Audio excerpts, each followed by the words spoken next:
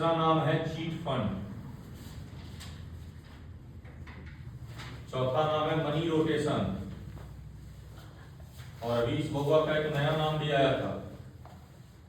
Hello, yes sir. क्या आया था? कानू एक पीटो। नया नाम क्या था अभी? कानू पीटो। क्या बोले? कानो पीटो। नाम सुना है ना, क्रिप्टो करेंसी। क्या नाम था?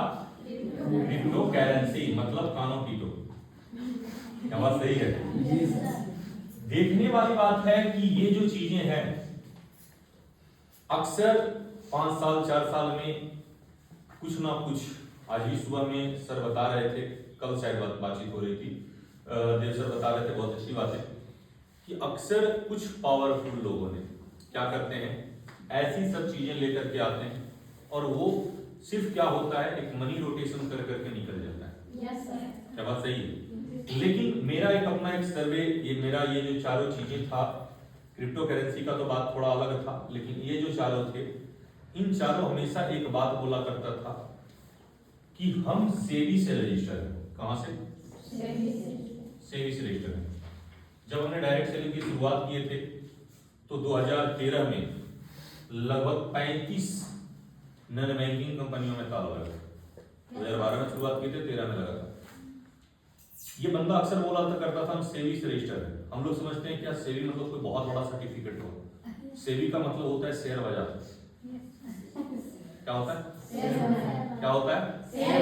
क्या होता है? शेयर बाजार का मतलब ये है कि अगर आपने, मतलब एक एग्जांपल समझिए कि आपसे हमने 1 लाख रुपया लिए। कितना लिए? 1 लाख रुपया। हम आपको क्या बोले कि बैंक कितना साल में दुगना करता है?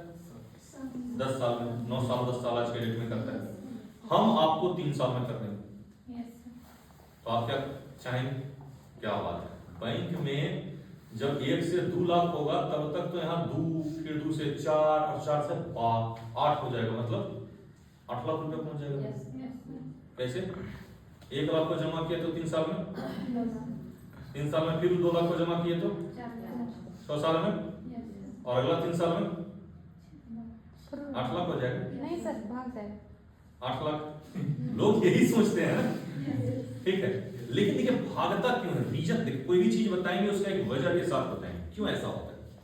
ये जो सेबी से रजिस्टर बोलता है, जैसे हम 1 लाख रुपया लिया, अब दुगना हम कहां से करेंगे? भाई बैंक नहीं करता तो हम कहां से करेंगे? अगर मान लीजिए कि कोई अगर उस बैंक मतलब वो वाला अधिकारी है तो वो व्यक्ति कहां से करेगा दुगना? तो वो दुगना कहां से करेगा? तो करता क्या है कि कोई ना कोई सामान ले लेता है। अब आपके समझने लायक वाली बातें बताते हैं। अब एक समय सुने होंगे कि प्याज का रेट 100 रुपए किलो भी हुआ था 1 साल। तो लोग जाना कि भाई पिछला साल तो क्या है ना कि 100 रुपए किलो हो गया। अब इस साल भी जैसे बारिश का टाइम आया, बारिश के टाइम में अक्सर प्याज का रेट बढ़ता है, तो 20 रुपये प्याज 50 रुपए रेट हुआ। सामने वाला क्या सोच रहा था कि चलो यार 100 रुपए हो जाएगा, तो उन्होंने 50 रुपये के दर से प्याज को 1 लाख का प्याज खरीद लिया। कितना? 1 लाख का किस दर से खरीदे? 50। और रेट उसका क्या हो गया? 100 होने के बजाय 20 रुपया हो गया। हेलो, 100 होने के बजाय उसका रेट कितना हो गया? 20 रुपया, मतलब रेट कट गया। ठीक है, शेयर बाजार ऐसे ही काम करता है। रेट क्या हो गया उसका? कट गया। तो 20 रुपया हो गया, 50 रुपए खरीदे थे तो कितना परसेंट का घाटा लगा? 60% का। ध्यान दीजिए, कितना? 60%। 30 रुपया का घाटा लगा, लेकिन परसेंट तो 100 का होता है। तो कितना परसेंट का घाटा लगा? 60%। मतलब हमने 1 लाख का प्याज लिए तो मेरे पास कितना का प्याज बचा? मात्र 40,000 रुपया बचा। आपका 60,000 रुपया हम पहले ही गवा चुके हैं। हमको देना कितना है आपको? 2 लाख। यही कह करके लिए है ना? एक का कितना देंगे हम? 2 लाख बिना कुछ काम किए भी। ये बात सही, यही कहे थे ना? लेकिन अब 40,000 हमने लगाया फिर टमाटर पर। आपके समझने वाला सब एग्जांपल रख रहे हैं। टमाटर भी आप सुने होंगे 200 रुपए किलो बिका। तो जैसे ही 100 रुपए किलो हुआ, हमने टमाटर फिर खरीद ली। बोले भाई क्या करते हैं, पिछला बार 200 तो ये तो पक्का दुगना हो जाएगा और तुरंत में रिकवर। हमने क्या करते हैं, 100 रुपए किलो हमने टमाटर खरीद ली कि चलो 10 दिन में तो दुगना हो ही जाना है, और उसका रेट हो गया 40 रुपए। हेलो, कितना परसेंट का घाटा? अब कितना बचा? इसका 60% 40,000 का निकाल दीजिए, कितना बचा? 16,000। और हमको देना कितना है? 2 लाख। आसान क्या है? भाग जाओ।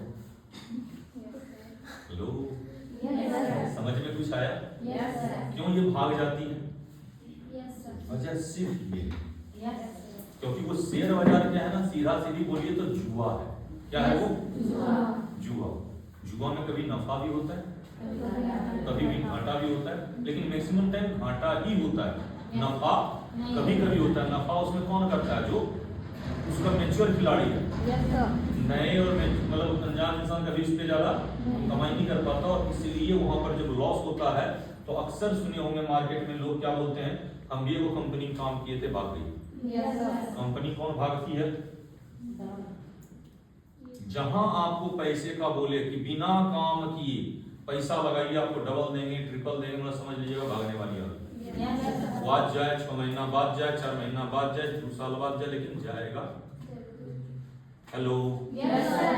क्योंकि आज अगर आप इसमें हैं, कोई सवाल करेगा तो आपके पास जानकारी होना बहुत ज्यादा कि भाई कैसी कंपनियों के बारे में बोल रहे हो। क्लियर है? Yes, sir. ठीक है चैंपियन। Yes, sir. दूसरा आता है इंश्योरेंस रिस्क। क्या है? Insurance risk. इसमें सबसे प्रतिष्ठित कंपनी है जिसका नाम सुने होंगे, LIC। Yes, sir. ये क्या करता है? इंश्योरेंस करता है। Yes, sir. Hello. Yes, sir. अब इसमें ही कुछ लोग पहले बोलते थे कि सहारा इंडिया भी क्या है? LIC जैसा ही है, Yes, yes. लेकिन सहारा इंडिया LIC जैसा नहीं था। जी सर। सहारा इंडिया में मनी रोटेशन ही था, इसीलिए खत्म हो गया। हेलो। Yes, sir. बड़ी कंपनी थी, खत्म होने में वक्त लगा, लेकिन खत्म हो गया वो। Yes. लेकिन देखने वाली बात है, LIC खत्म नहीं होगा, लेकिन LIC इंश्योरेंस बेस था, बहुत अच्छा है। ये नॉन बैंकिंग नहीं है, इंश्योरेंस बेस है, लेकिन इसमें एक छोटी सी प्रॉब्लम है। कहते हैं LIC वाले भी बड़ा गजब होते हैं। LIC वाले भी बड़ा गजब का हुनर रखते हैं। पत्नी के पास बैठ करके पति के मरने का फायदा बड़ा डिटेल में बता। हेलो। Yes, sir. LIC वाले भी बड़ा गजब होते हैं, पत्नी के पास बैठ करके पति के मरने के बाद करोड़पति कैसे बना जा सके, इसका वो फायदा समझाते हैं। हेलो। Yes, sir. तो सिंपल सी बात है कि मैक्सिमम जब इंश्योरेंस में फायदा कब होता है? जब किसी इंसान इस दुनिया से चला जाए तब। तो अगर मानिए फिर उस पैसे का करेंगे क्या? जो आपके इंसान, जो आपके आदमी है, जो आपके परिवार है, जब वही ना रहे तो उस पैसे का सुख भोग होगा कहाँ? क्या बात सही है? Yes, sir. तो है अच्छा, लेकिन कोई ये थोड़ी चाहेगा कीमत चुकाना कि मरने के बाद फायदा मिले। हर एक इंसान कब चाहता है फायदा? जीते। जी। क्या बात सही है? Yes, sir. अब आता है तीसरी टाइप की कंपनी, जिसको बोलते हैं हम लोग डायरेक्ट सेलिंग। क्या बोलते हैं? Yes, sir. और चौथी टाइप की कंपनी आता है जिसका नाम है इनडायरेक्ट सेलिंग। इसको हम ऐसे बोल सकते हैं ट्रेडिशनल बिजनेस, और इसको बोल सकते हैं नेटवर्क मार्केटिंग। ठीक है? क्या बात सही है? Yes, sir. अब जो है इनडायरेक्ट सेलिंग क्या है? जैसे आप ट्रेडिशनल बिजनेस क्या है? आप जाते हैं दुकान में, दुकान से कपड़ा खरीदते हैं, चले जाते हैं। ये क्या है? Traditional business. दुकान में गए, कपड़े खरीदे, आ गए, उसमें आपको कोई प्रॉफिट मिलता नहीं। लेकिन वहीं पर कोई इंसान है जो उसमें क्या करते हैं कि लोगों को सलाह दे रहे हैं। जैसे Shahrukh Khan. Hello. Yes, sir. Shahrukh Khan प्रचार करते हैं, Yes, sir. उसके करोड़ों रुपया लेके चले जाते हैं। Yes, sir. अक्षय कुमार किसी चीज का प्रचार करते हैं, करोड़ों रुपया लेके चले जाते हैं। Yes, yes. अमिताभ बच्चन बोलते हैं ठंडा ठंडा कूल कूल नवरत्न तेल, हम उनसे पूछना चाहते हैं हिमगंगा गरम गरम होता है? हेलो। Yes, sir. लेकिन ये ठंडा ठंडा कूल कूल बोल कर करके लाखों करोड़ों रुपया लेकर के। ऐश्वर्या राय बोला करती थी मेरी खूबसूरती का राज लक्स, फिर अनुष्का भी आई बोली मेरी खूबसूरती भी लक्स, दीपिका आई वो भी बोली मेरी खूबसूरती लक्स, लेकिन हिंदुस्तान की करोड़ों लड़कियां लक्स लगा रही हैं, दूसरा ऐश्वर्या राय नहीं बन पाई। Yes, sir. Hello. Yes, sir. लोग उम्मीद किया कि अनुष्का शर्मा तो दूसरा बन ही जाएगी, लेकिन वो भी नहीं बन पाई। Yes, sir. क्या बात सही है? Yes, sir. लेकिन देखने वाली बात है कि ये बोलने का वो क्या ले जा रहे हैं, लेकिन उसमें आपको और हमको क्या फायदा है? कुछ नहीं। उसमें फायदा किनको है? ऐश्वर्या राय, उसमें पहला किसको है? अमिताभ बच्चन। क्या बात सही है? ये भी चीजें ठीक है, लेकिन बस वही है कि ये उन लोगों के लिए बेनिफिट देता है, हमें कोई मौका। दूसरी है डायरेक्ट सेलिंग। डायरेक्ट सेलिंग क्या है? डायरेक्ट सेलिंग हम लोगों को मौका देता है कि जो काम ये कर रहे हैं टीवी पर आकर के, वही काम हम लोग सामने में करें, लोगों के सामने।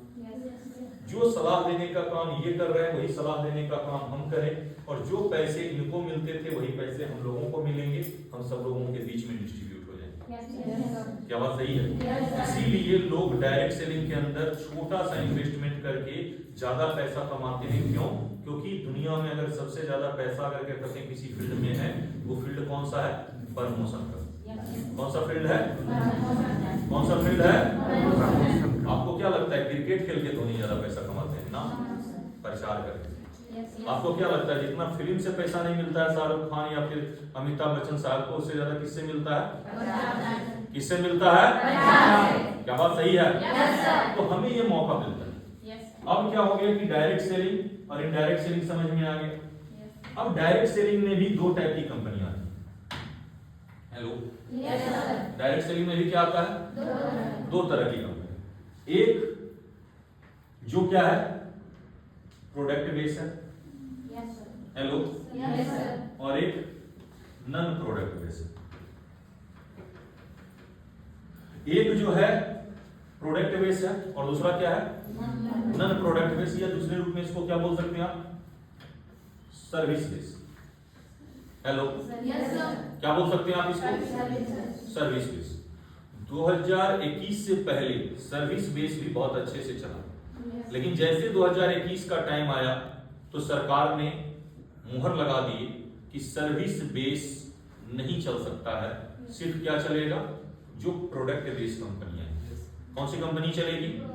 Product base. सर्विस वाले चीजों को वैलिड करार नहीं दिया। कौन नहीं वैलिड करार दिया? सरकार। क्या बात सही? तो सरकार से बाहर तो कोई नहीं।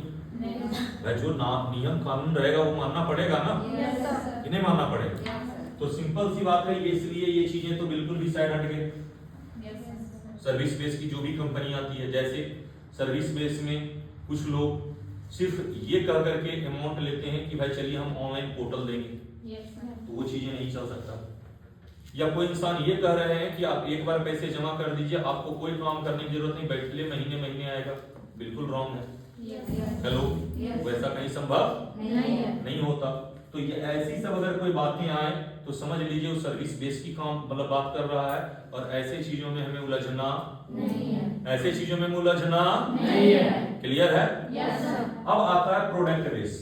प्रोडक्ट बेस में भी आता है आपका क्या कहते हैं कि दो टाइप की कंपनी। एक, ठीक है, एक जिसका खुद का है, हेलो, दूसरे जो कहीं ना कहीं किसी और का है। चलो, या हम ये बोल सकते हैं क्या इसमें कि प्रोडक्ट बेस में भी दो टाइप का आता है। एक कह सकते हैं सीधा लैंग्वेज में क्या? महंगा।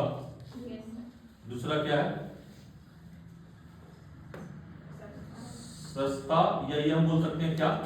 मार्केट के एफोर्डेबल, मतलब जो कि एफर्ट हम कर सकते हैं, मतलब जितना हम लगा सके, मतलब उतना संभव बना। ठीक है, जैसे फॉर एग्जांपल कि कुछ सिस्टम आया जो बहुत ही अच्छा था, लेकिन सबसे बड़ी बात है उसके प्रोडक्ट इतने महंगे थे, क्वालिटी बहुत अच्छा था प्रोडक्ट का, लेकिन महंगा बहुत ज्यादा था।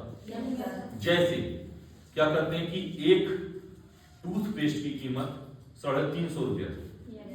हेलो, एक कार वाश की कीमत जो कार धोने का आता है उसके लिए 900-1800 रुपया था। तो वो क्या था कि थोड़ा महंगा है। जैसे में से आता है कंपनी का नाम एमवे। कौन सा कंपनी का नाम आता है? एमवे।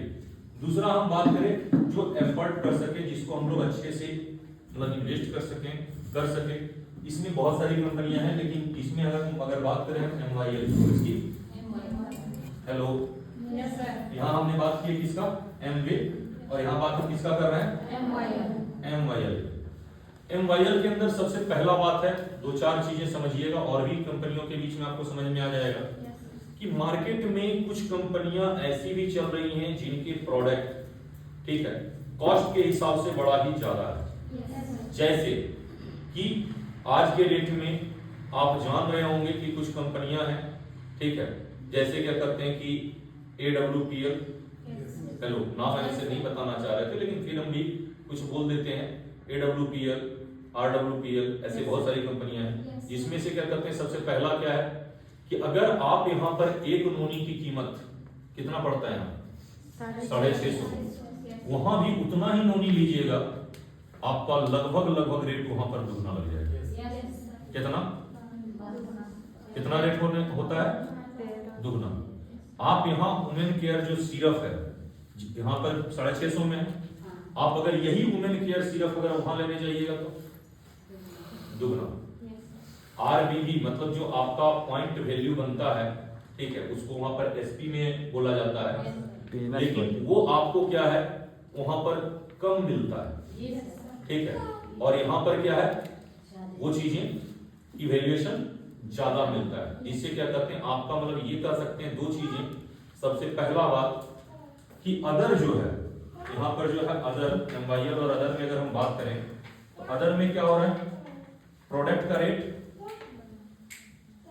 बहुत महंगा है, हेलो, और इधर क्या है मतलब एवरेज है, हेलो। यहाँ क्या है, इनकम जिस हिसाब से इन्वेस्टमेंट हो रहा है इस हिसाब से इनकम नहीं है, कम है, हेलो। यहाँ इनकम ज्यादा है, हेलो। आप इस बात से अंदाजा लगा सकते हैं कि जितने भी डायरेक्ट सेलिंग कंपनियां सुने होंगे, मैक्सिमम डिस्ट्रीब्यूशन वो जो देती है 50%, 60%, हेलो, मैक्सिमम जो आता है वो 70% वाला आता है। क्या बात सही है? डायरेक्ट सेलिंग के अंदर इकलौती ऐसी ऑर्गेनाइजेशन है जो 88% डिस्ट्रीब्यूट करती है, हेलो। कितना? 88% अपने प्रॉफिट का। बाकी सभी लोग अपने प्रॉफिट का कोई 50%, कोई 60%, कोई 40%, मतलब 70 भी जो बोले वो एकाध की बात है, लगभग 50, 60, 40 में ही रह जाते हैं। और यहाँ पर कितना मिल रहा है? 88%। ये सबसे खास है, हेलो। अदर किसी भी ऑर्गेनाइजेशन में ये चीजें नहीं मिलता है। क्या? DRV income, no DRV income, hello. लेकिन हमारे पास क्या है? DRV इनकम दिया जाता है, हेलो। अदर किसी सिस्टम में नो लॉयल्टी बोनस, यहां पर क्या है? लॉयल्टी बोनस दिया जाता है। अदर किसी सिस्टम में, ठीक है, जैसे अदर जितने भी ऑर्गेनाइजेशन है सब में क्या है? फिक्स्ड इनकम, मतलब एक टाइम में आकर के आप क्या हो जाएंगे? कैपिंग में लग जाएंगे, कैप, हेलो। कोई कंपनी 2 लाख के कैप को लेके चल रहा है, कोई 1.5 लाख के कैप को लेके चल रहा है, लेकिन हमारी ऑर्गेनाइजेशन में कोई कैपिंग, नो लिमिट, हेलो। यहाँ पर क्या है? नो लिमिट, और यहाँ क्या है? लिमिट इनकम, इससे ज्यादा नहीं लोग कमा सकते, लेकिन वहां पर क्या है? नो लिमिट, मतलब हम जितना चाहें उतना कमा सकते हैं, ठीक है। इन सब चीजों को देखते हुए आज आप एक चीज और समझिएगा कि जिस ग्रुप के साथ आप लोग काम कर रहे हैं उसमें सबसे ज्यादा पढ़े लिखे इंजीनियर, डॉक्टर, मतलब कर सकते हैं कि हायर एजुकेटेड लोगों ने मिल करके डिसीजन लिया और एक बहुत बड़ा फार्मा खुला दिया। यस सर, क्या बात सही है? अब देखने वाली बात है कि एक ऐसे ग्रुप